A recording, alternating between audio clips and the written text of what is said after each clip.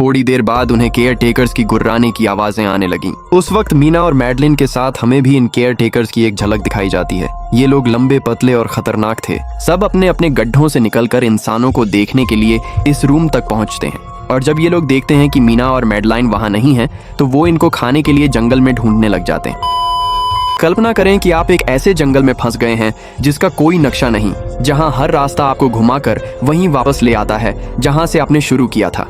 एक ऐसा घना जंगल जहां सूरज ढलते ही आपका सामना इंसानों से नहीं बल्कि क्रीचर्स से होता है जो जमीन के नीचे रहते हैं। वे आपको देख रहे हैं, वे आपकी नकल उतार रहे हैं और वे आपको कभी जाने नहीं देंगे।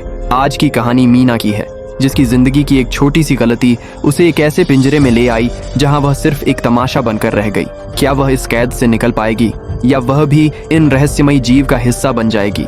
चलिए इस भयानक सफर की शुरुआत करते हैं। मूवी की शुरुआत एक घने जंगल को दिखाते हुए होती है, जहां हम देखते हैं कि एक व्यक्ति पागलों की तरह भाग रहा है, इस उम्मीद में कि शायद उसे इस जंगल से बच निकलने का कोई रास्ता मिल जाए। लेकिन यह जंगल इतना घना और गहरा था कि यहाँ से बाहर जाने का कोई रास्ता नहीं नजर आ रहा था।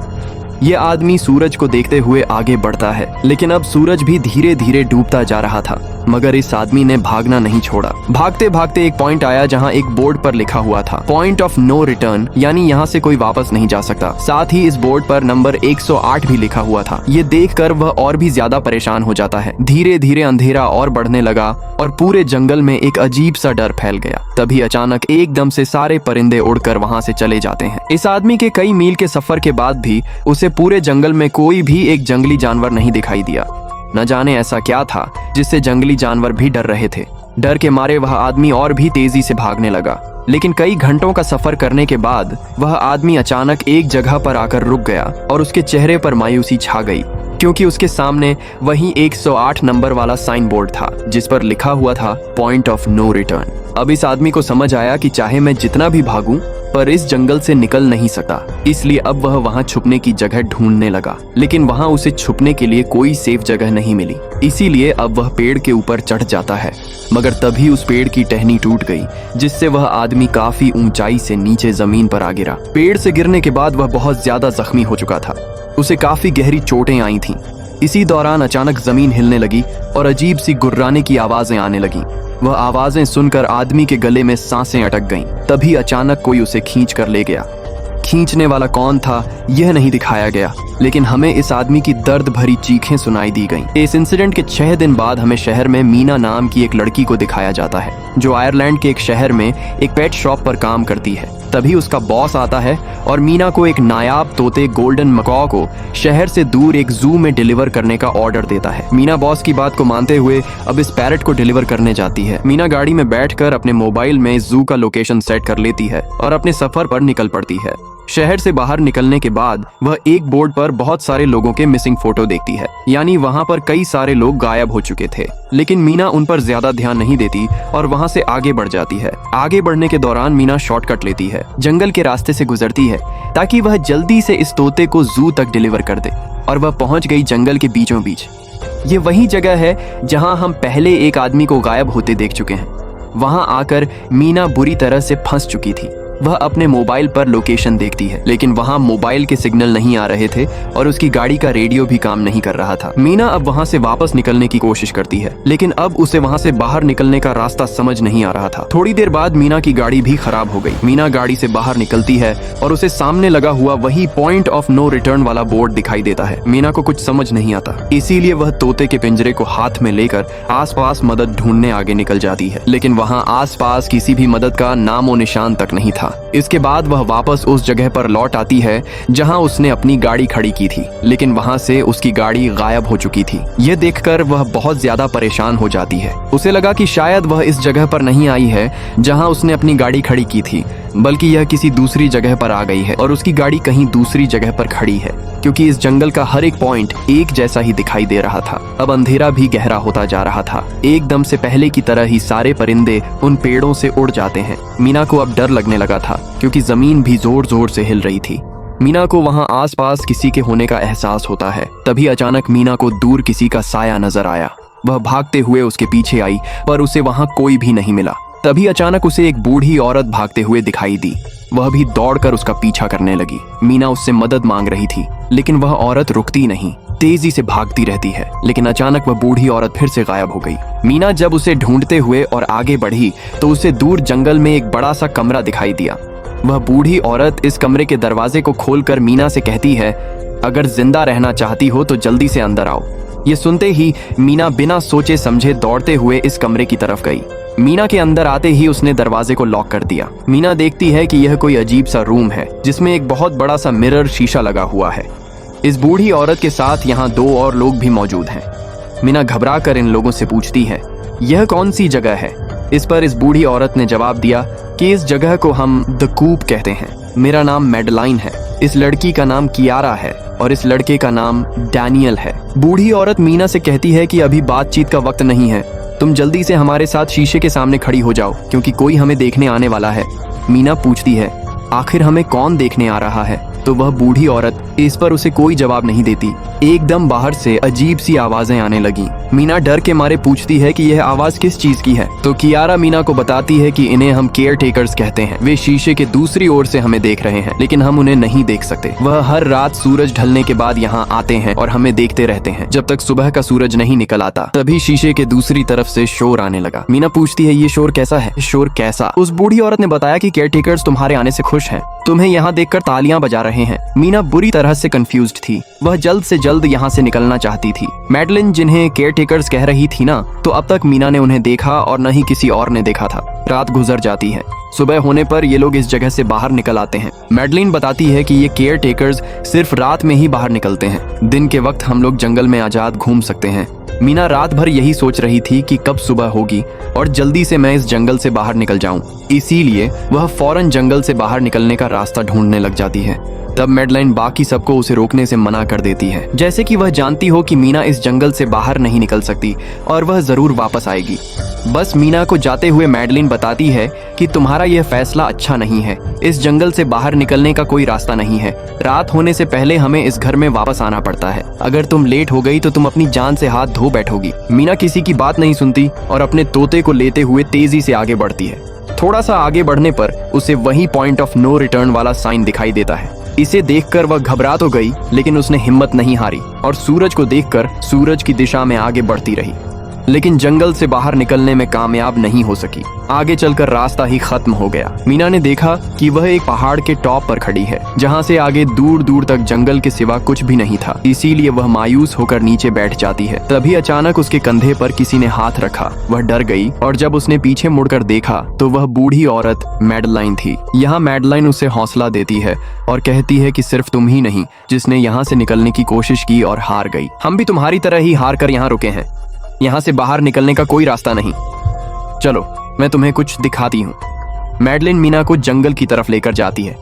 मैडलिन मीना से कहती है, ये जंगल एक शिकारी है और हम सब इसका शिकार।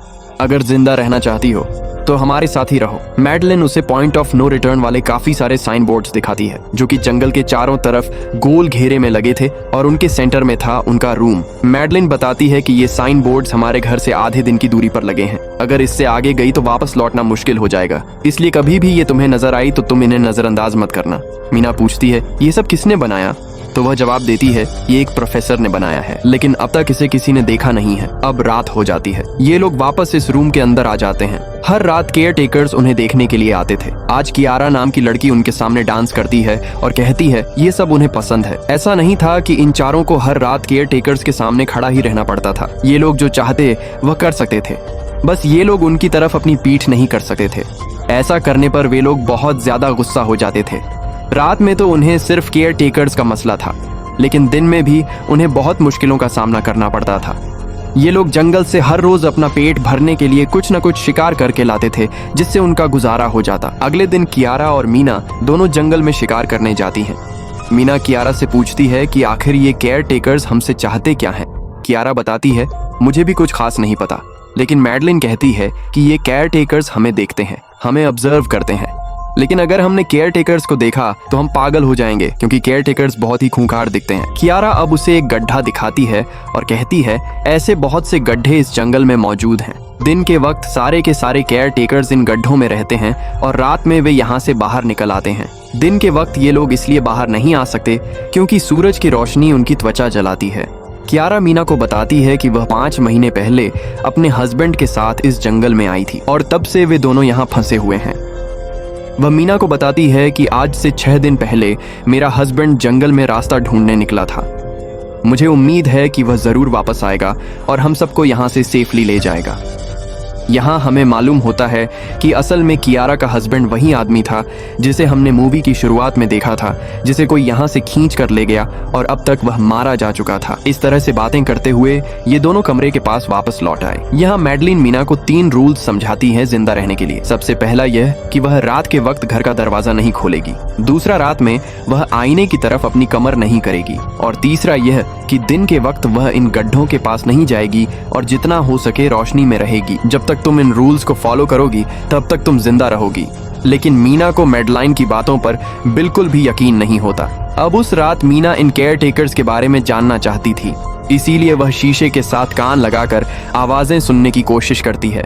जब उसे कुछ सुनाई नहीं देता तो मीना को मैडलिन की बताई गई केयर टेकर्स की बातें झूठी लगने लगती हैं। इसलिए वह रूल्स को तोड़ते हुए अपनी पीठ को शीशे की तरफ करके सो जाती है और ऐसा करने पर इन केयर टेकर्स को गुस्सा चढ़ जाता है। वे लोग जोर जोर से इस मिरर को मारने लग जाते हैं।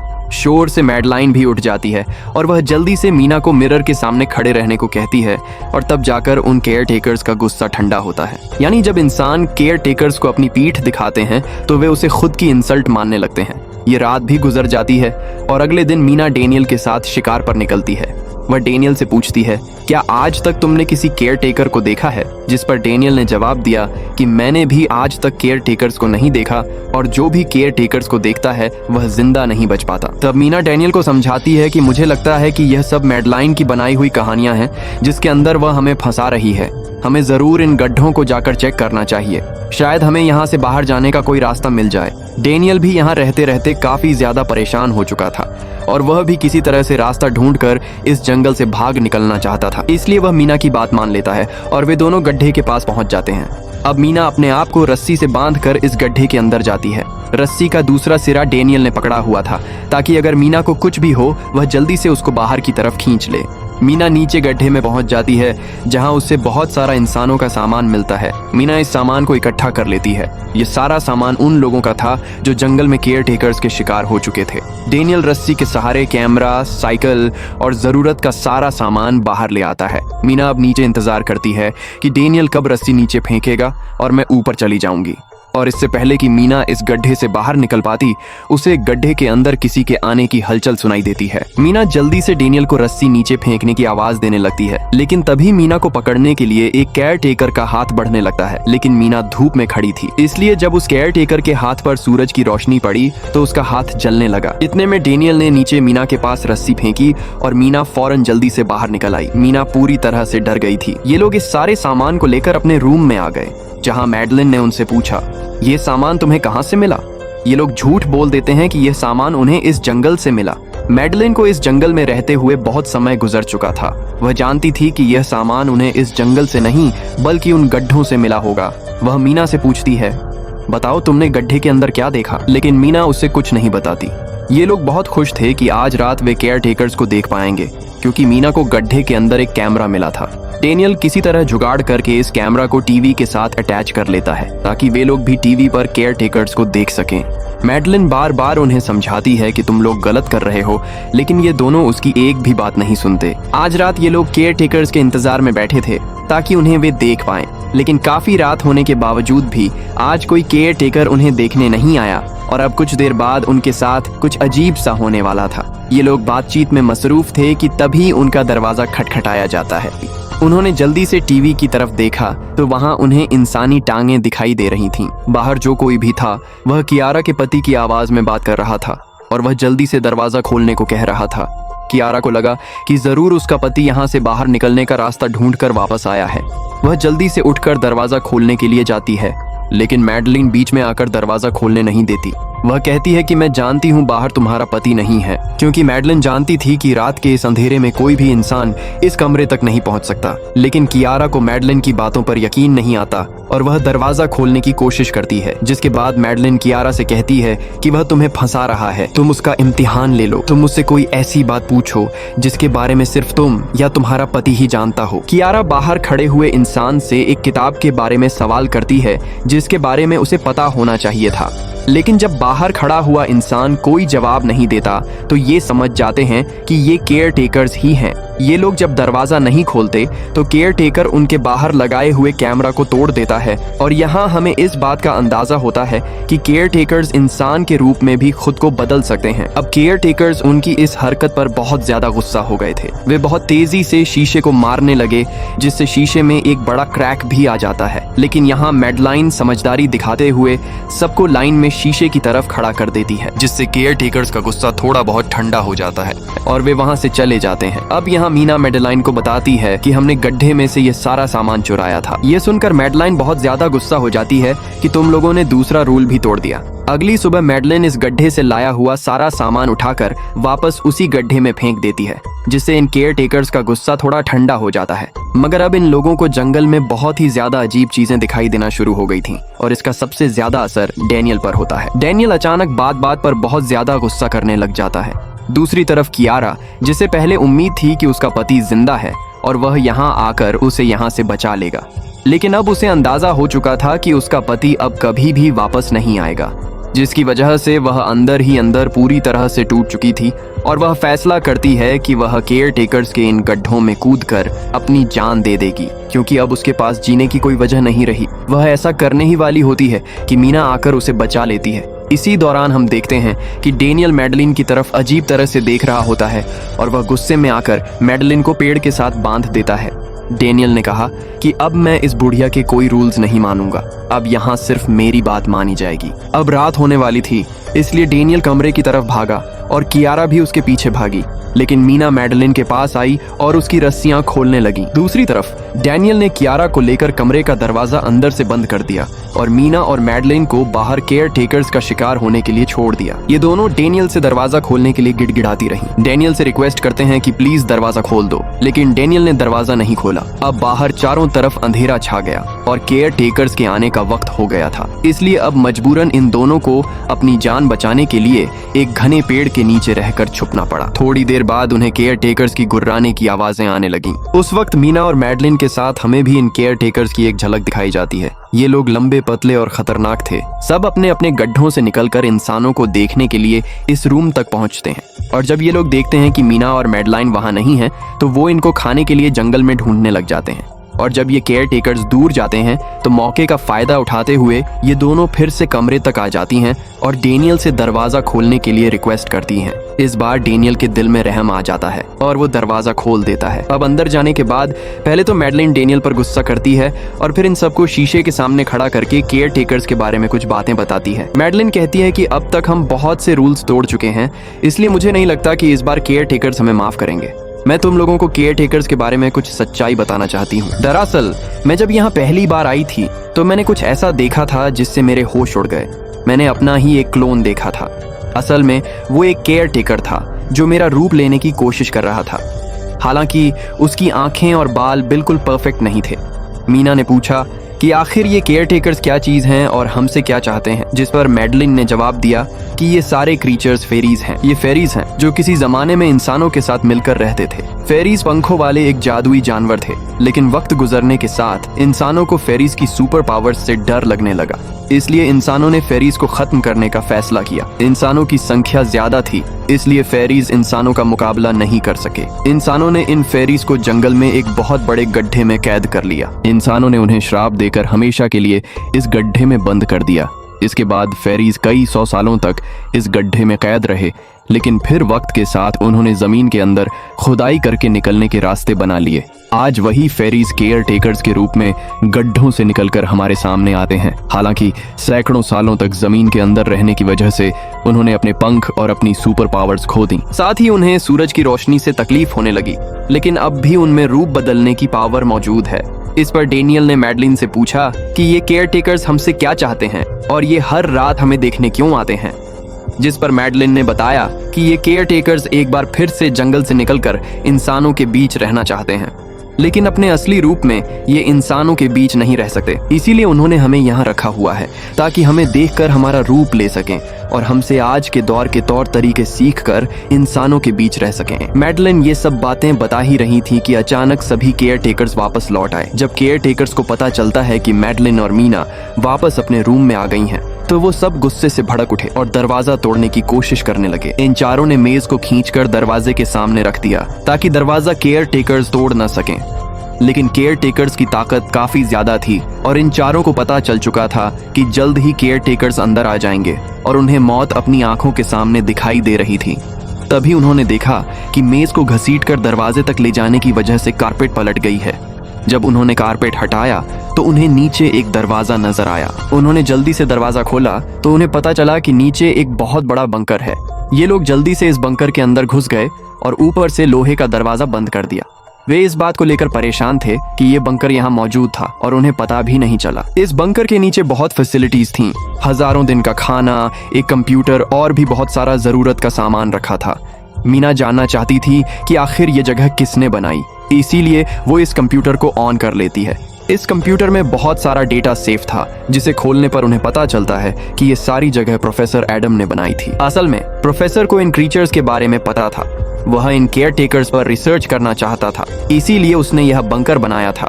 पैसों के लालच में वह दूसरे इंसानों को काम के लिए यहाँ लाता था और रात के वक्त मजदूरों को ऊपर कमरे में छोड़कर खुद यहाँ आकर छुप जाता था। फिर ये केयर टेकर्स इन इंसानों को खा जाया करते थे। अगली वीडियो में प्रोफेसर एडम बताते हैं कि उनकी रिसर्च के दौरान उन्हें एक सबसे अलग फेरी मिली जो रोशनी में भी इन गड्ढों से बाहर आ सकती थी। प्रोफेसर बताता है कि इस केयर टेकर ने एक बच्ची का बिल्कुल परफेक्ट रूप ले लिया था जिसे कोई पहचान नहीं सकता था। वो बहुत अच्छी थी। उसने प्रोफेसर एडम को मारा नहीं, प्रोफेसर उसे यहाँ ले आया। तभी प्रोफेसर ने कैमरा को दूसरी तरफ मोड़ा। तब उन्होंने देखा कि प्रोफेसर ने इस छोटी सी बच्ची के रूप में आए क्रीचर को पिंजरे में कैद कर लिया है। पता नहीं प्रोफेसर इसके साथ कौन सा एक्सपेरिमेंट करने वाला था। इस कंप्यूटर में बहुत सारी वीडियोस थीं और हर वीडियो में कुछ न कुछ बताया हुआ था। मीना बस यह जानना चाहती थी कि आखिर में क्या हुआ, इसीलिए वो सबसे आखिरी वीडियो प्ले करती है जिसमें वो देखती है कि एडम खुद को और इस फेरी को मारने वाले हैं। मरने से पहले वो इस जंगल में फंसे हुए लोगों के लिए यहाँ से निकलने का रास्ता बता देता है और कहता है कि शाम में जिस डायरेक्शन में परिंदे भागते हैं उस डायरेक्शन में भागने से ये लोग इस जंगल से निकल सकते हैं। और साथ ही ये भी बताता है कि नदी के किनारे पर मेरी बोट खड़ी है और इस बोट के जरिए ये लोग नदी पार कर सकते हैं। उसने इस रिकॉर्डिंग मैसेज में कहा था कि अगर कोई इस जंगल से निकलने में कामयाब हो गया तो यूनिवर्सिटी में जाकर मेरी सारी रिसर्च तबाह कर देना। मैंने यहाँ आकर बहुत बड़ी गलती कर दी। इसके बाद एडम ऊपर चले गए और फिर 2 गोलियों की आवाज आई जिससे उन्हें समझ आया कि एडम ने पहले उस फेरी को मारा और फिर खुद को गोली मार दी। बाय द वे, आज रात ये चारों बहुत खुश थे क्योंकि उन्हें इस जंगल से जान छुड़ाने का रास्ता मिल गया था। अगली सुबह सभी लोग अब बंकर से बाहर निकलते हैं और देखते हैं कि उनका कमरा इन केयर टेकर्स ने पूरी तरह से तबाह कर दिया है।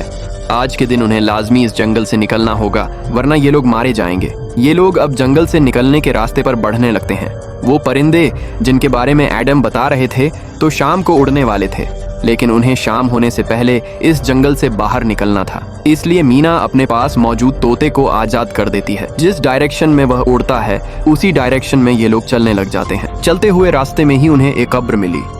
मैडलाइन इस कब्र को देखकर बताती है कि एक वक्त था जब ये लोग इंसानों के साथ रहते थे, लेकिन इंसानों ने उनके साथ बहुत बुरा किया, धोखा दिया और उन्हें यहाँ जंगल में फंसाकर खुद चले गए। कई घंटे सफर करने के बाद ये लोग एक नदी के पास पहुंच गए।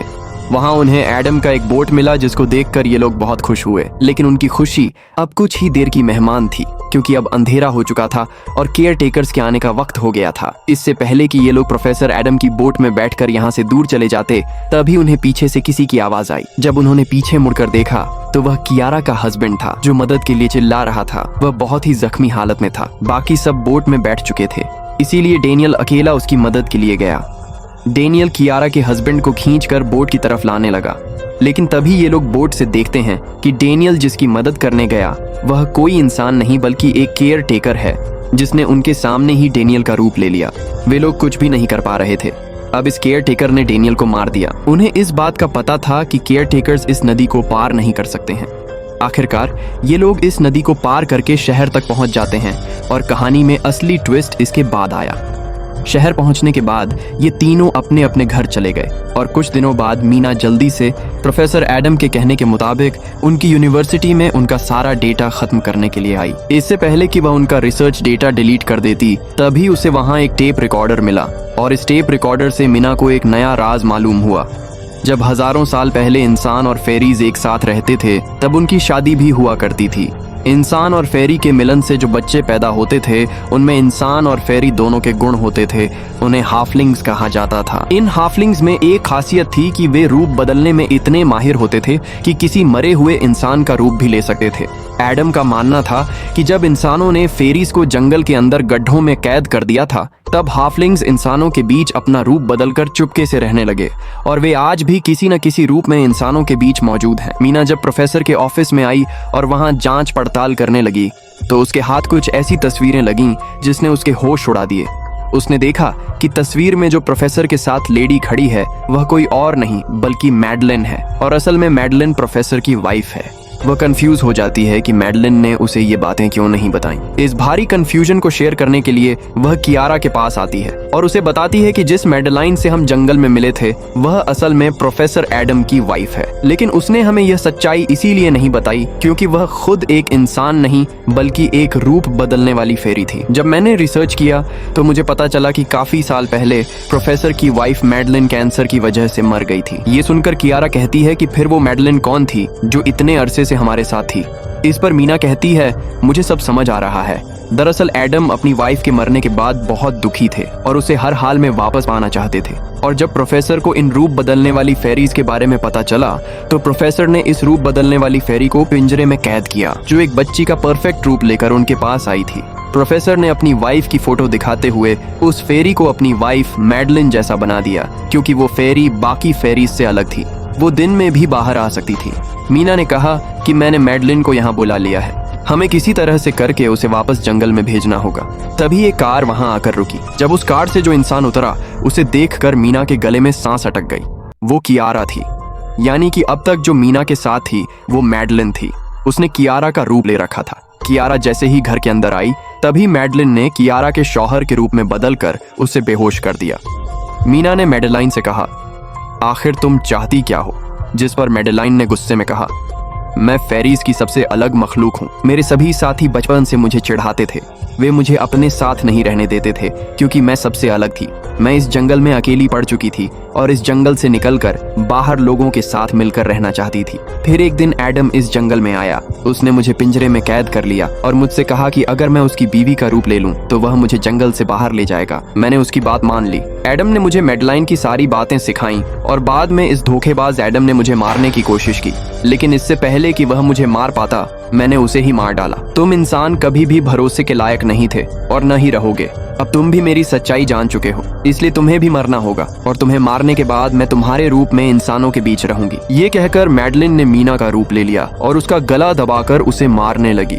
तब मीना ने मैडलिन से कहा कि क्या एडम ने तुमसे ये नहीं कहा कि तुम क्यों दिन में निकल सकती हो? असल में तुम हाइब्रिड हो, आधी इंसान और आधी फेरी, इसीलिए तुम इंसानों और फेरीज के बीच रह सकती हो।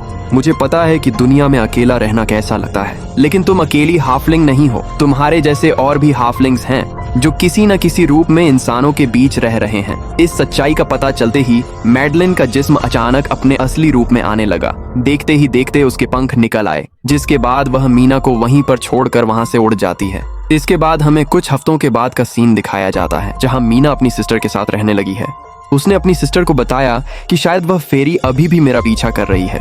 तब मीना की सिस्टर उसे कहती है कि तुम डरो मत, ऐसा कुछ नहीं है। और कहानी के एंड में हम एक छोटी बच्ची को देखते हैं जो इस वक्त मीना के घर के नीचे खड़ी थी। यह कोई और नहीं बल्कि मैडलाइन थी, जो अब उनकी दुनिया में इस रूप में रह रही है। और इसी के साथ यह कहानी खत्म हो जाती है। अगर आपको ये वीडियो अच्छी लगी हो तो वीडियो को लाइक और चैनल को सब्सक्राइब जरूर कीजिएगा। मिलते हैं अगली वीडियो में, तब तक के लिए अल्लाह निगहबान।